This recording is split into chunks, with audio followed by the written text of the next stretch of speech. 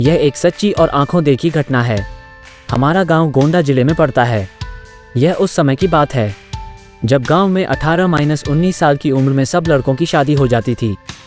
उनमें से एक मेरा मित्र रमाकांत भी है।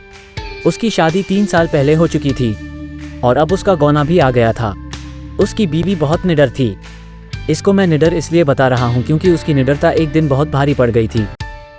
3-4 साल पहले तक गांव की अधिकतर औरतें सुबह सुबह उठकर लोटा लेकर शौच के लिए कोई खेत में तो कोई खुले मैदान में जाती थी। वो भी जब गांव के पुरुष लोग सो रहे हो तब जाती थी। कुछ दिन बीत गए तो अब रमाकांत को एक सुंदर सी बेटी हुई। बेटी अभी 8 महीने की थी। उस समय उसकी बीवी सुबह सुबह अकेले उठकर खेत में चली गई और अपने सासू माँ को या फिर अपनी जेठानी को भी नहीं जगाया। वो अकेले ही चली गई क्योंकि वो तो बहुत निडर थी। लेकिन उस समय वो ना तो हाथ में चाकू और ना ही माचिस लेकर गई थी। जिस घर को बच्चा पैदा होता है उसके 1 साल तक उस घर की औरत को बाहर अकेले नहीं भेजा जाता, वो भी सुबह सुबह बिना किसी को साथ लिए, क्योंकि उस औरत पे भूत प्रेत का साया लग जाता है। लेकिन वह अकेले गई थी। तभी वहाँ बेल का पेड़ लगा था। उस पर एक चुड़ैल घूम रही थी जो इसके साथ नहीं आना चाहती थी, लेकिन फिर भी वह आ गई। जब रमाकांत की बीवी खेत से आई तो लौटा फेंककर पलंग पर बैठकर गाना गाने लगी। बगल में ही खाट पर लेटी हुई उसकी बच्ची जोर जोर से रो रही थी, लेकिन वह तो गाने में व्यस्त थी, इसीलिए उसे सुनाई नहीं दिया। इतना देखकर रमाकांत चिल्लाने लगा, बेटी को उठाओ, क्या तुम्हें सुनाई नहीं दे रहा है? वो रो रही है। फिर भी बीवी ने जवाब नहीं दिया।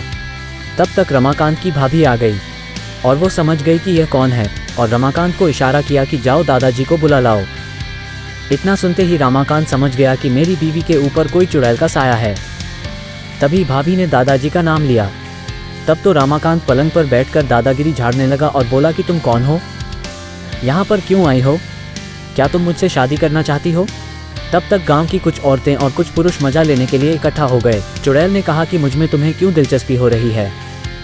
क्यों मुझसे शादी करने के लिए आतुर हो? तो रमाकांत झट से बोला कि मैं कुछ काम धंधा तो करता नहीं, लेकिन अगर तुम साथ रहोगी तो धन दौलत लाती रहोगी। चुड़ैल ने हंसकर बोला, ऐसा कुछ नहीं होता।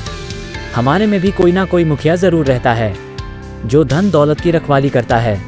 तुम चाहो तो हमारी दुनिया में चलो, तब मैं तुम्हें सब कुछ दूंगी, पर अभी नहीं क्योंकि तुम जीवित हो। रमाकांत समझ गया कि अब मेरे हाथ कुछ नहीं आने वाला है, तो उसने बोला कि ब्राह्मण परिवार में आते हुए तुम्हें डर नहीं लगा? और नीचे बैठे हुए सब लोग मजे लेते हंस रहे थे। तब तक दादाजी भी आ गए और बोला कि यहाँ से सब लोग हट जाओ और अपने अपने घर जाओ। इतने में रमाकांत की बीवी ने भी पलंग से नीचे उतरकर सिर पर पल्लू डाल लिया और चुड़ैल भी चली गई। तब रमाकांत मन ही मन बड़बड़ाने लगा कि इनको भी अभी आना था।